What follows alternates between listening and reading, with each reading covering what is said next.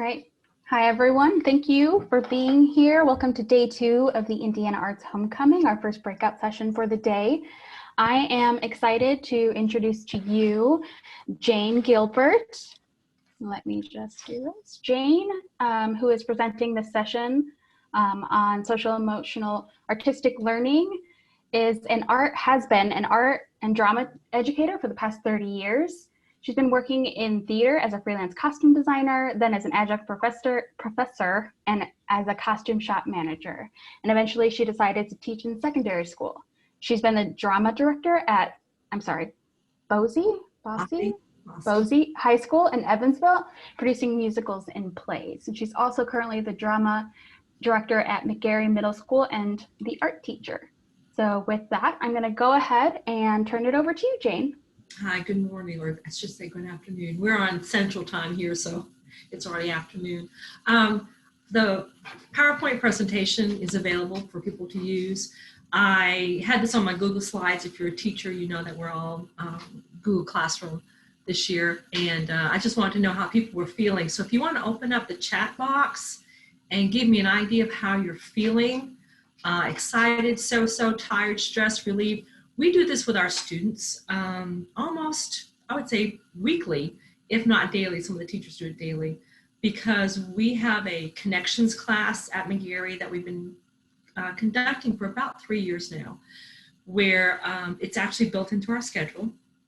And we meet with kids for 20 minutes a day, every Wednesday, or depending, every Friday, depending what we feel the students need. And these kids were originally picked by us, and we were able to pick the students that we connected with. So I had a lot of the drama students and a lot of the art students in my groups. It was very easy to talk to them about anything that was going on in their life, anything that was going on at school. As of last year, we were given a group of kids, so it was a little bit more difficult. But we're really encouraged as a faculty to connect with our students. So how are we doing on the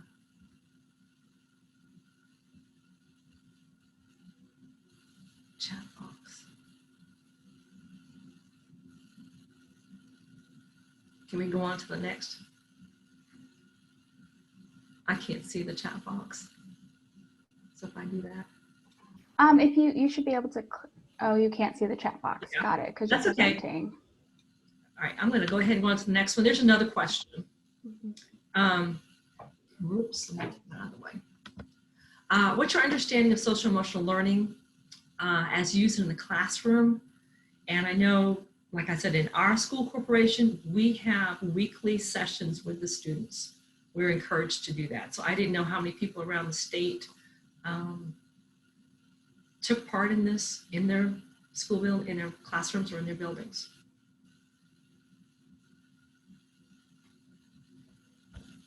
Trying to see.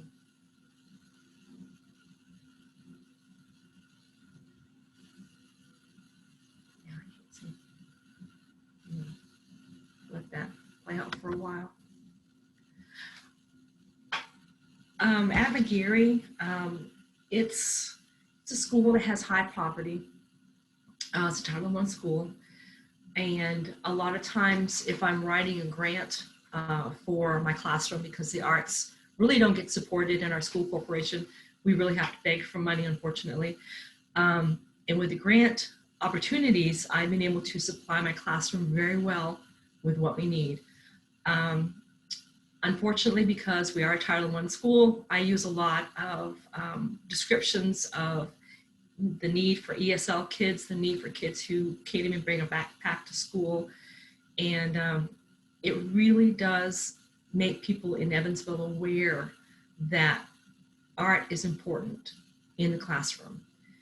A lot of kids in my classes for the last 5 years, I have tried to really connect with them and make it a goal of mine to increase their self-esteem.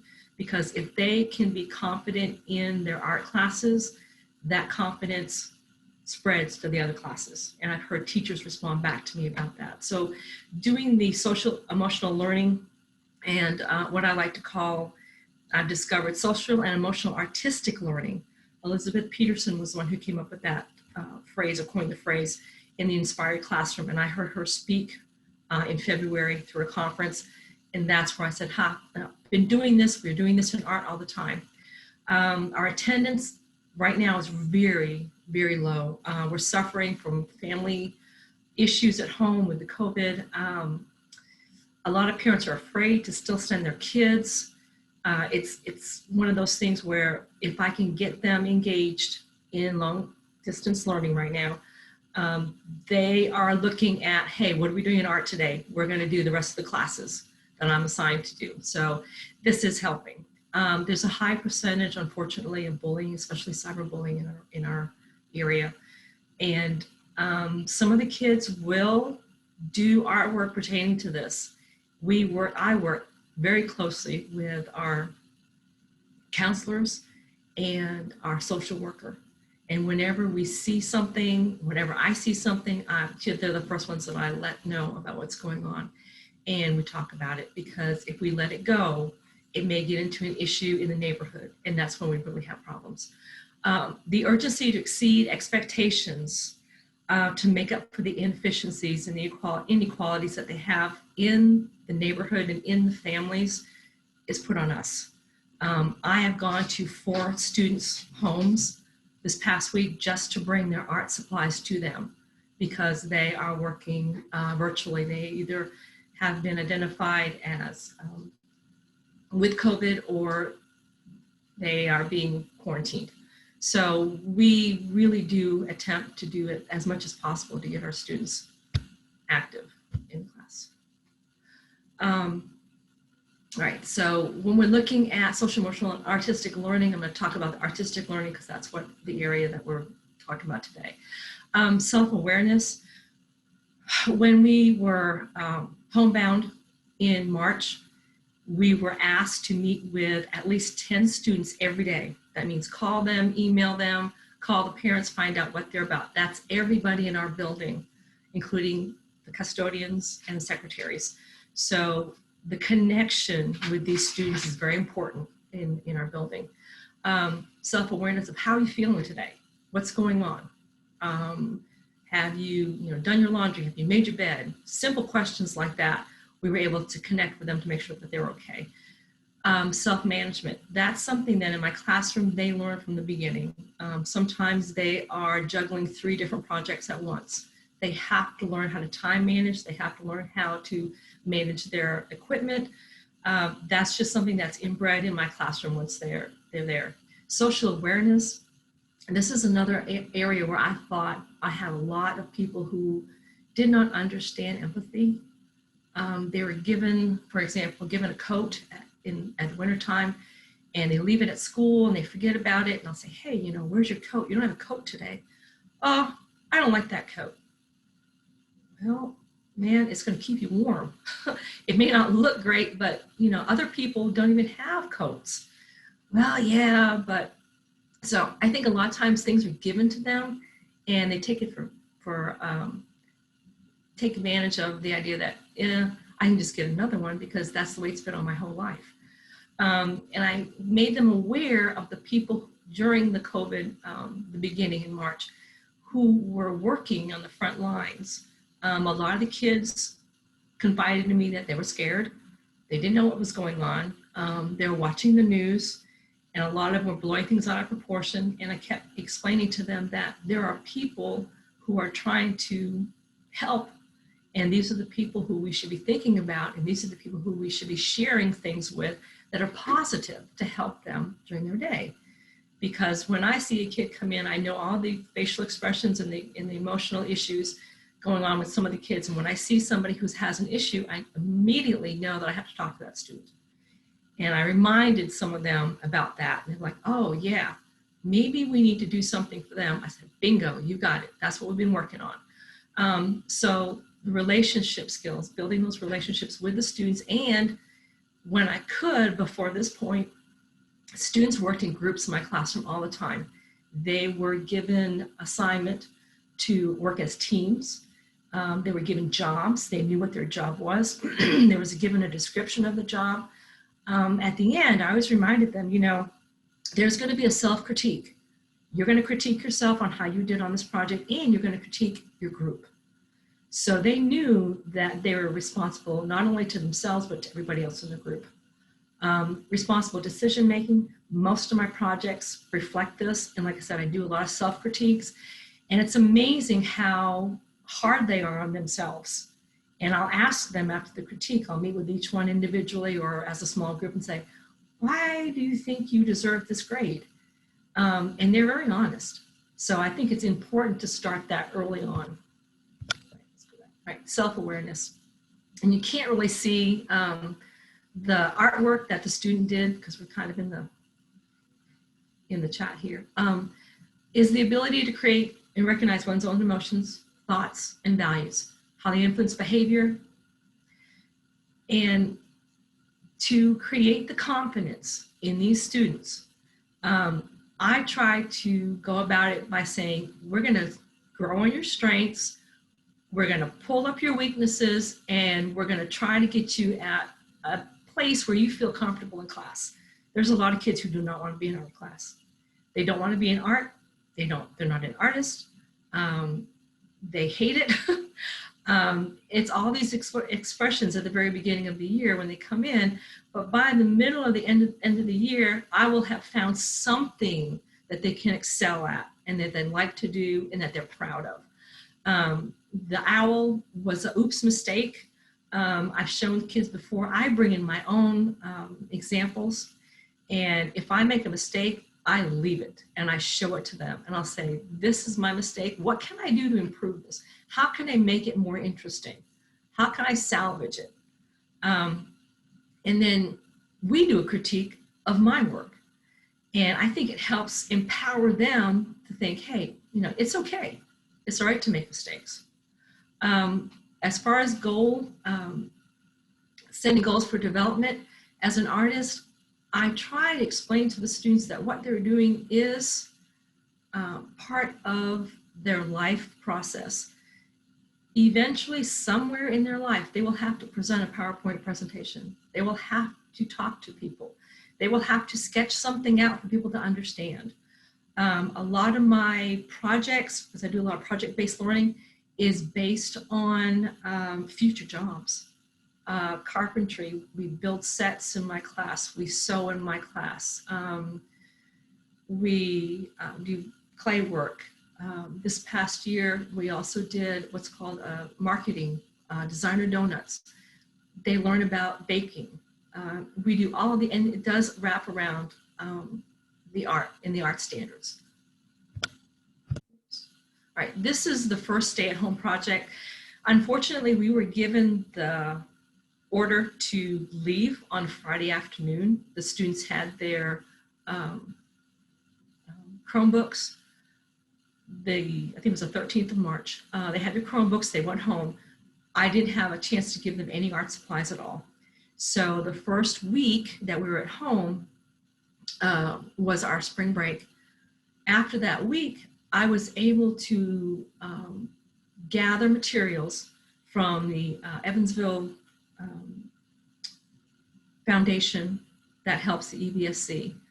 They supply notebooks, pencils, color pencils, and I asked that, please, can I have, containers of these to get to my students? I will go ahead and put up a box at the school and they can come get their art supplies because we need to continue on. So the next week after that, I put up on Facebook that all your art supplies, I emailed the kids. We were calling kids daily, telling them where to get their art supplies.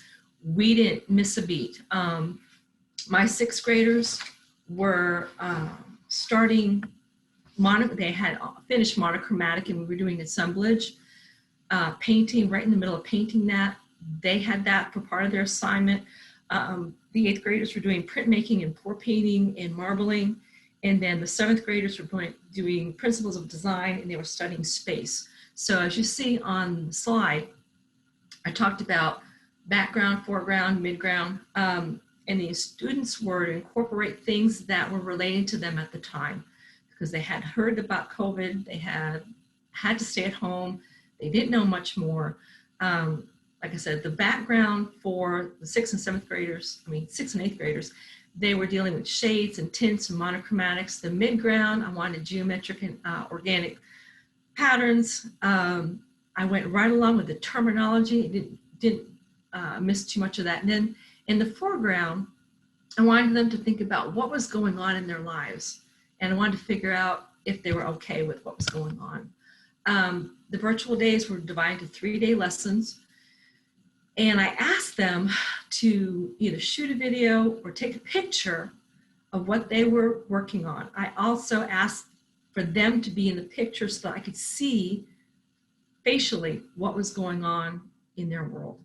And when they were at home, they didn't have that much. So I sat home, I said, what do they have in their house that they can use to create this project?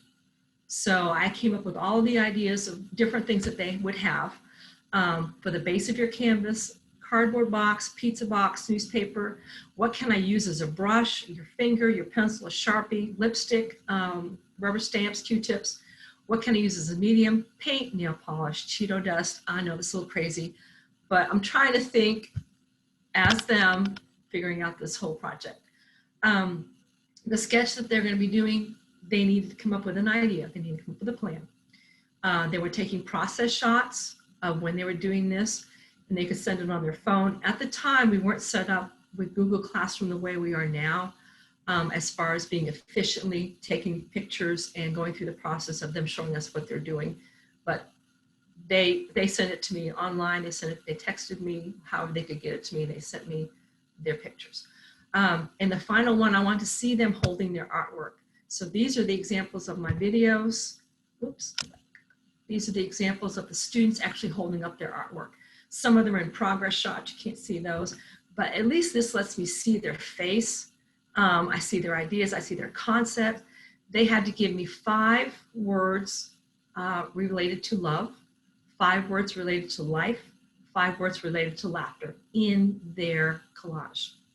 So they really had to think about what was going on at the time.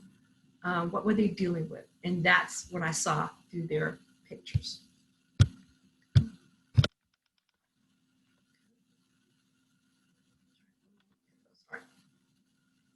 And these are simple things that I would do probably in my connections group, helping them give me their feedback. If I was not familiar with these students and I didn't have a relationship with them, I think this would be very helpful to do some of these projects.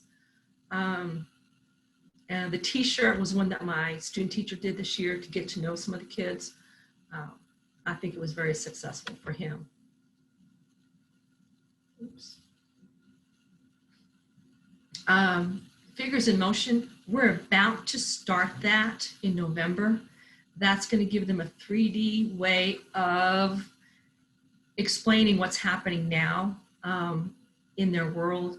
They're going to be using colors and patterns, an established kind of feeling of what's going on now after we've lived through this pandemic. And then, oops. And then the hand is really kind of cool too. You can see that in the PowerPoint. Self-management, regulating your emotions. I stand at my door every day and I take notice of all the students and like I said, the facial expressions, the emotions they're going through. And if there's something that's coming in the classroom that doesn't look like that student, I pull them aside and I talk to them. I know that's hard for a lot of people to do, but we do have a small clientele at McGary, so I'm allowed kind of to do that because I do have the time, or at least I make the time. Most of the mail art that we're doing this year, we're going to do a second batch before Christmas. We are going to work with another community member to get some of the names of the people in the nursing homes, people who are elderly that need that extra connection. Those are the people who are going to be receiving the mail art that we're going to be doing. The mail art started with an assignment where I made the students, I gave them the envelopes and I said, you will be writing to a first responder And I had one student shoot back an issue at me. She says, well, you know, I have someone in the military in another country. Isn't that important too? I said, yeah, that is important. So I made the assignment so that what they had to do was they were going to do the mail art for anybody in their family that they wanted to, or they were going to do something for a first responder. These are the supplies that were put in a bag, put outside the building of the school. And behind here is my little mailbox for any of their art, for any of their letters. I put all the stamps on the letters. If they weren't addressed to a specific type of first responder, I had people around the community that I knew would be very appreciative of the letters, so I went ahead and sent it to them. But most of the kids let me know who this was going to. If it was going to the police department, if it was going to the EMTs, if it was going to nurses at a nursing home, they put that on the envelopes. They wrote a message inside and they decorated the envelopes with the mail art. They did have to answer some questions, of course, academically. We have to tie this in about mail art. How did it start? When did it start? That was part of their assignment also. These are beginning examples that I did, and I actually did a video showing them how they could apply newspaper, wrapping paper, flowers. I even had butterflies and dried up grasshoppers and things like that I added to my artwork, just to kind of give them a little bit of a chuckle and a little bit of, okay, you know, everything's going to be okay. Miss Gilbert was being a little bit silly, but you know, you can actually send stuff like this in the mail and it will get posted and it will get to that person. And I think some of them were kind of surprised that if they attach things to the mail, like a flower, a petal or something. I think one student had a flower that she had press dried and put on there with tape, and she goes, oh, they got it. I said, yeah, they did. I think that was another experience that they hadn't had before. These are some of the students' examples. You have the spatter paint, you have the one from the military, one was to a specific doctor. In the back of, you can see some of them were doing steampunk, which I had drama classes and art classes at the same time. So sometimes the drama class was doing something a little bit different than the art classes, but the steampunk is from the drama students because they were doing unit on costume design. So that kind of flowed into their mail art when they had that assignment to do. And we got responses. I think the best one we got was from Deaconess Gateway Nurses. It was a letter, handwritten letter to one of my students, giving her a badge from the nurses about being a superstar. And I sent that along to the student and her family, and her mother was crying when she answered the door. I had told them ahead of time that I was coming over to give her that. The McDonald's, local McDonald's, had given out food to students during, I think it was an afternoon session where they were open and they were giving out free food to students and their families. And I sent them a thank you letter, and they sent me back a thank you letter. And these are just more examples. I continued on, and a lot of my my mail art went to different places in the United States. One went to Old Navy. One went to the group of men who stayed in Pennsylvania. They were in a mill, and they locked themselves in, and they were making, I guess it was plastic pellets. I wanted to give the kids an example of, hey, you can reach out there to just about anybody who needs you and kind of make their day a little bit better. And one of my former students was Evansville Police Department, and I just saw him this summer, and he says, you don't understand how important that letter was to me when I got it. He said it was really, really a dark time. He said, and that just really raised my hopes that things would get better soon. This is the first day of school, August 19th this year. Chalk the Walk was very important in our neighborhoods. I was seeing people out doing this, doing games for kids, just writing messages. And I know yesterday someone was talking about the buildings downtown having messages in their storefronts. This was really, really, really, like I said, popular in our neighborhoods. So I wanted to surprise the students when they came back, because we were coming back in 2 shifts. Last names from A to K were coming back the first 3 days of school. After that, we had from L to Z, they were coming back for 3 days. And then the next week, everybody came back. So the first group of kids were the ones who did Chalk the Walk for the other kids who were coming the next 3 days. We studied a little bit about David Zinn when we did this, because the students were working, excuse me, were working on space and proportion, and I wanted them to understand. And I also asked them at the bottom, there's an essential question. That is Pear Deck, if anyone's ever worked with that. I ask the kids questions on the board when they come in, they connect, they make a response to that, and then we discuss that.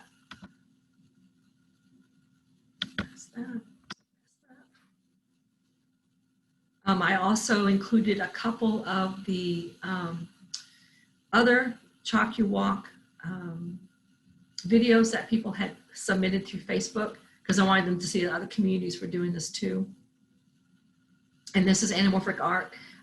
We watched several chalk artists doing their artwork in the streets, and the students were very excited about it, although I had very few that actually challenged themselves to do it. But I told them, I said, you do what's comfortable for you. And we were out there in front of the school, in front of the buses, doing this. So you'll see where we have them all sitting outside, 6 feet apart. Everybody had a pillow, everybody had their chalk. They had to come up with their design prior to this. When we went back, because of the rules for COVID, I asked them to submit their design. I pulled all their chalk, I gave them a container. I put a pillow there so they could kneel on it. And I said, this is what you're doing today. I set an alarm, and it worked. We were there for, it was about an hour, because the class schedule was a little bit different. So we were able to do this. And when the kids came the next day, they were just amazed. Or actually not the next day, but the 3 days later, because we didn't have any rain. So all of the artwork stayed there for about a week.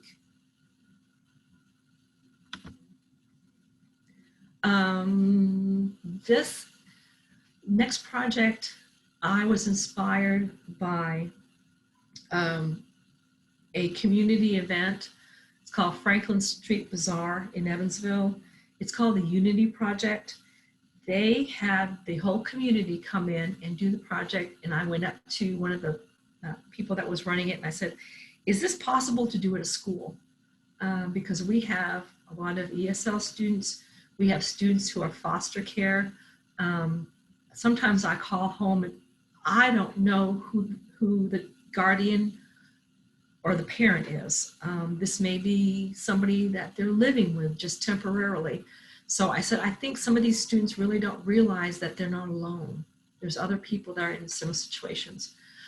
So recognizing their values, sometimes their judgments, because they're hard on each other sometimes, and their biases. Labeling and recognizing their own emotions, and then showing empathy for others is, like I said, it's a continuing process. The Unity Project started in Tacoma, Washington. There's a link for all of these things. I usually put them either on the slides or at the very end. With the Unity Project, sorry, I'm gonna keep going. The identifiers work for the community as well as students. Albion Fellows Bacon Center helped in establishing this at our school. There's at least 32 posts that are set up, and each post has an identifier. In other words, will identify, I am a parent, I speak English as a second language, I live with my foster parents, I walk to school. And then what happens is the students fill out the form first, identify who they are, then they go around to each post with a piece of yarn, and the yarn is strung from each post that they connect with. So what happens is they're creating a huge web at the end, which is a piece of artwork that represents our building and our school and our students. We also did had the, okay, see if I can do this. We also had our faculty and staff do it. So this is an example from the Unity project. Oops.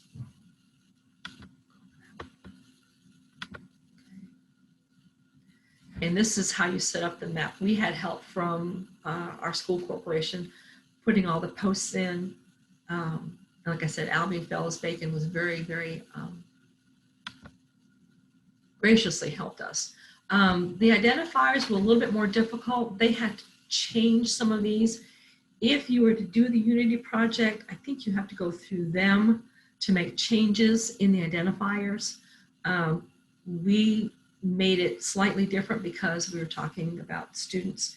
And we also had to translate this into 3 different languages so that the students who were English second language could understand what they were doing. Each post had a sign with the languages on it, which instantly drew attention, and the students who were English only speaking were trying to figure out what the words meant in other languages, which was kind of a good teaching moment. So students were able to step back and go, oh, there's like all these other strings around this post, so I'm not the only person who identifies this way. And I thought this was probably one of our more successful school community, I should say, because the community was left up for a couple days so the community could come see what we had done. It was very successful though. And this is just some of our teachers, some of our ESL students. The teacher is reading to some of the kids. And this is our final, well actually this is not the final one, this is kind of in the middle of the day because we did it for a whole day. The last project that we're involved in spanned from my assisting Feed Evansville this year. They were giving out free food through the state, and I chose to volunteer on Mondays to assist them. It was after our school, quote unquote, school day. And I found out that they were also giving out books to help families adjust through the summer. So I thought, you know, I go around my neighborhood in Evansville, and there's a lot of free little libraries on people's yards. I think that's really kind of nice. But then I looked in their neighborhoods when I was driving through and bicycling, and there aren't any. And I thought, how strange that people should be coming to pick up food and they're coming to pick up books for the students. I think we need to do something about this. So that's when I started looking into the free little library event, where I was able to email them and say, is this possible for us to do? I've got to find someone who can sponsor these libraries. I want my students to build them. I don't want to buy them. I want them to design them, which is part of my theater production program, because we are not going to have plays this year, and they need to design, in other words, do like a set design or something. So I thought, I've got to teach them measurement. I've got to teach them how to draw 3D. I've got to teach them how to, you know, take measurements.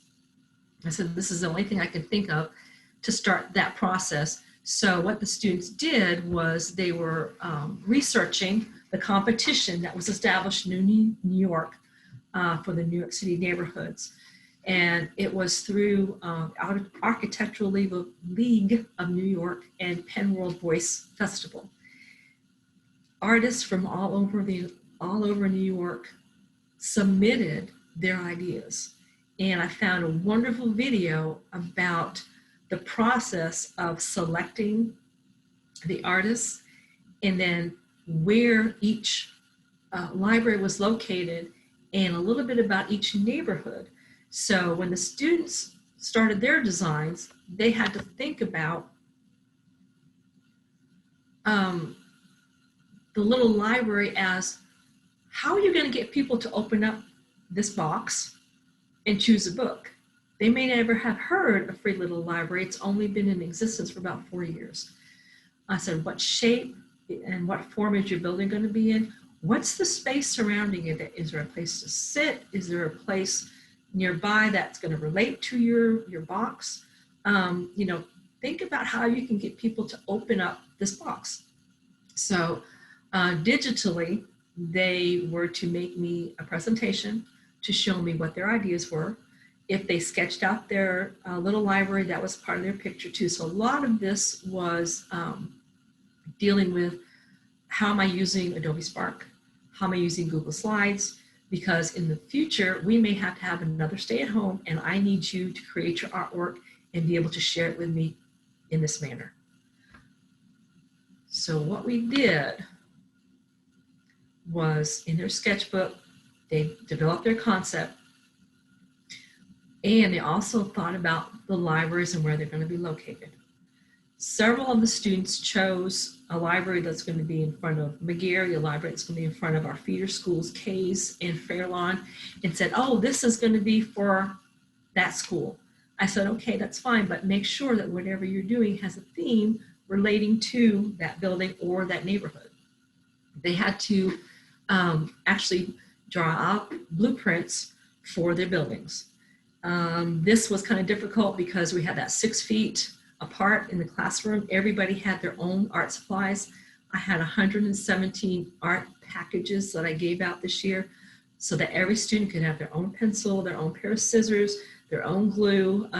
It was very difficult, but we got it done, and they had their supplies. So when they were drawing these out, they had to think as far as the connecting all the pieces. So we started with how to read a ruler, how to do measurements.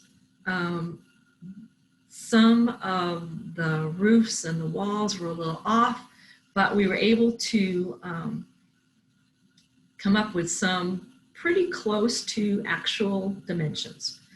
They also needed to prepare a budget. How much is this going to cost? How much is a sheet of plywood? How much of the plywood am I going to use?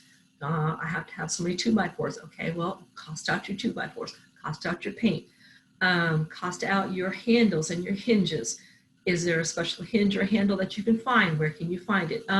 This is all real world, pertaining to real world projects. And in the future, hopefully they can use some of this to build their own things at their own home or on the job. These are some of the students' examples. The Powerpuff Girls was probably the most difficult one. She kept measuring and measuring, trying to figure out how big this was going to be. She saw the picture. Hers that she drew, the people who cut it out stayed very close to her own pattern, which I found was fascinating. It's not going to look like the one that is on the picture. It's going to be its own thing. The one in the middle was not one of the winners, but he went through and tried to do the 3D, and I wanted to show the picture because he looked at me and said, that roof doesn't look right. I said, that's okay. I said, but the rest of it, we can understand it, right? He goes, yeah. He goes, but the measurements were spot on. I said, okay, I get you on that one. Behind my picture is the students working on their assignment, and I have a Facebook page that's also connected to this PowerPoint or this presentation. And I've learned in the past not to take pictures of their face unless they want to have their face on the Facebook page. I always go around telling them, I'm taking pictures of your hands and your work. I say, because I want people to see what you're doing. I said, they don't need to know who you are unless you want me to take a picture of you. And that's been a successful way of getting students to share their work. And it also gives them a little bit of pride in ownership to what they're doing. What we did was we had a contest, just like they did in New York. I put all of the presentations, or all the presentations up on the wall near the cafeteria. So when students were going to the cafeteria, they could get a look at everyone's presentation, and they were going to vote. So within about a week, I put up the voting box and I said, okay, now we're going to vote. We only can build 4 of these. And by that time, I got a message from the Little Free Library organization in New York. And they said, oh, by the way, you've won a free little library. And I thought, well, that's kind of weird. I registered, and I guess I had signed up for a free one. So we got a complete free little library with books to put out in our neighborhoods. So now we have 5 of these that we're going to be putting out. But the winners are the ones in the first section, and the designs, the actual sketches, you'll see they did these sketches. I didn't do any of these sketches. So they were very intent on getting their measurements and their ideas out for this project. This is our voting. That was the free little library that I won, had the books in it, so that the kids are a little bit more understanding what it is to have a free little library. And then each finished design had a letter, and the students voted for the best ones, or ones they liked. I put out a message to our community partners, and the neighborhood association suggested that I call the Boy Scouts for an Eagle Scout who could possibly help us construct these. What happened was I was very fortunate to have a scout leader, or several scout leaders, that said, no, we'll do this, not a problem. We have a outing coming up in a couple weeks, and we'd like to do this at the camp the boys are going to be at. So the Boy Scouts were able to put these together. I worked for Lowe's part-time, and I was able to get my store manager to supply all of the wood, the shingles, the nails, everything else that we need, the plexiglass. So they were responsible for that. And I've got a plaque that has a thank you to all the people who in our community helped create this project, or helped us to create this project. And these are just some of the sources that I've used for my presentation. And I think this is a PowerPoint that's available on that site.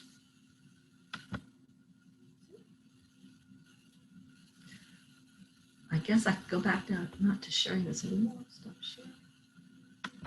Yeah. Any questions? If anyone has any questions, you can just leave them in the comment box. Jane, can you see the chat box now? I can. Awesome. Great.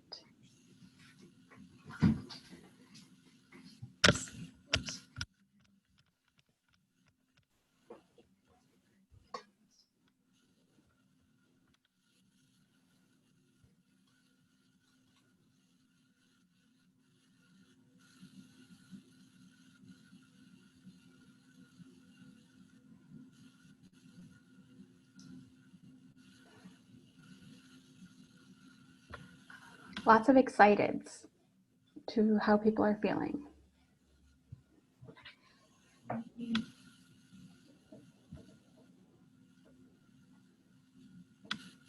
Oops.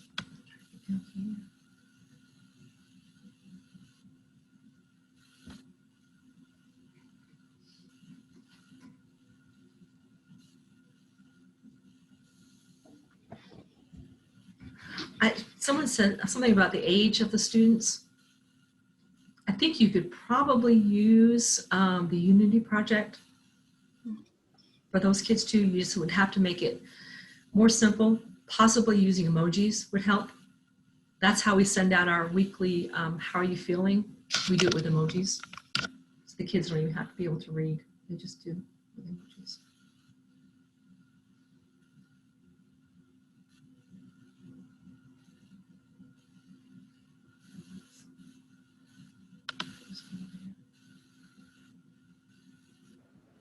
I just wanted to say that these are all wonderful projects. I'm an expressive art therapist and a clinical psychologist, and I was just like devouring your ideas to see what I could apply in session. Mm-hmm. But I do all my therapy on video, so it's a little bit difficult right now to see if. I know. And like I said, with that little library project, I've got the libraries. We fortunately have an old greenhouse in our courtyard. And last night I went in and I set up areas for the kids to paint. And I had to make sure that they're 6 feet apart. And I have a student teacher, fortunately, so we can split our class up. I can take some out and paint, and he can do that. And that's the only reason I would have done it this year. The only reason. The same thing with the chalk the walk. He was available when the students were done. They went back in the classroom. He took over that, and I was out there with the rest of them. So it was really hard. But the things that the students did at home, and the self-portraits and the mail art, I really needed to connect with these kids to make sure that they were okay. Because some of them didn't have an adult in the home. It was my older students that were taking care of the younger ones. And when I would call home and say, hey, I haven't seen your classwork. Are you doing your work? Oh, I got to help my little sister do this, or I got to help my brother do this. And I got to do the laundry, and I got to cook, and I said, don't worry about it. That way I know I'm connecting with you and I know what's going on with you. So it was very eye-opening, that whole process. And I have a feeling we might be going back to that in the next couple of weeks. So we're preparing for that now.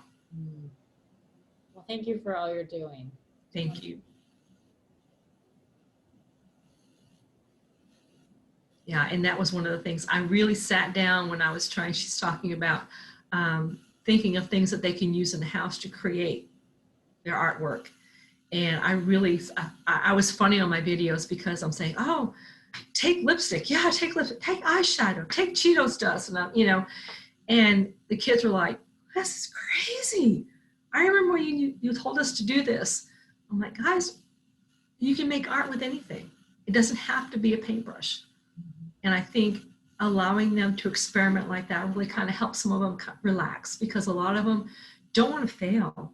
They want it to be right. And I keep explaining to them that there is no right way to do art. Yep.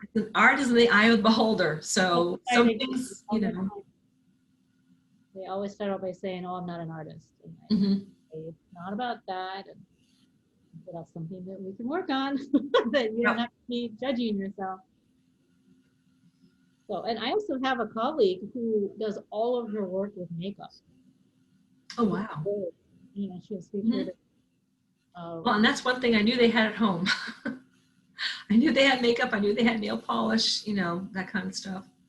So. And this artist said that her makeup and paintings that she's done, was it 10 years ago or 15 years ago, look just like she'd done it yesterday. That's how lax it was. And so it freaked her out a little that that's what we put on our face. Oh, wow. Yeah. That's funny. Anyway, I'm done. But yeah, I was very fortunate to have those supplies because I've written grants, and the Arts Council of Southwest Indiana has been very gracious to award me some grants. And then the Evansville Foundation, whenever I ask them, say I have this idea, I need this or I need that, they're very good about that too. And then the Public Education Foundation, I am writing grants every year. This year, I don't know who is going to be supporting the arts, so I haven't really written anything, but all of the supplies that I had went to the kids. So if they go home again, they all have their bag, they're going to bring it home. I may never see those art supplies again.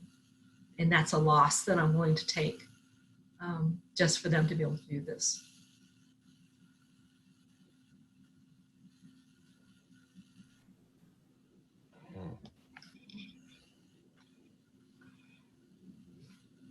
Oh, neat.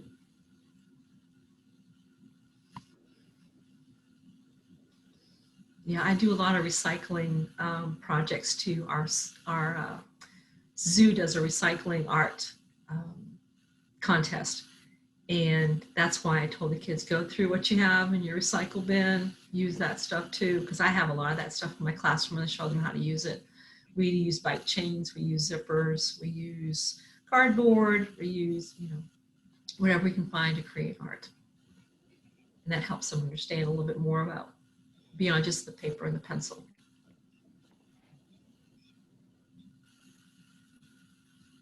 Well, thank you so much, Jane, for sharing all of that. I think that was a wealth of information and really great examples of how you're implementing that in your classroom and how others can implement those same projects in organizations or in whatever way that they're interacting with individuals.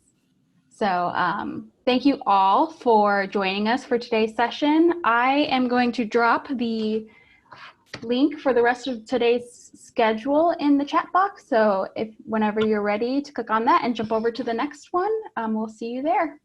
Thank you.